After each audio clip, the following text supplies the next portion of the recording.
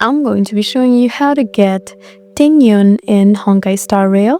So it's really easy, so let's get right into it. So acquiring Tingyun is a rare thing since Tingyun is a 5-star Bronya type character who can be acquired through gacha pools. So she's a valuable support character known for her ability to enhance team buffs and provide healing. So what you can do to obtain them is through a character event warp. After her banner appears, you can just wish for her through the gacha pool system and just hope for the best. You can try your luck with the pity system where it lets you have 90 wishes and which confirms the appearance of a 5-star character after 90 pulls. So you just need to be really familiar with the gacha pull system for the banner pull where it has Tingyun. So just wait for the Tingyun banner to uphold and you're good to go. Just wish for it and pull until you get Tingyun, and that's how you do it. That's how you get Tingyun in Honkai Star Rail. I hope this video was helpful for you. Please leave us a like and drop us a comment down below, and we'll see you again in our next video. Thank you for watching.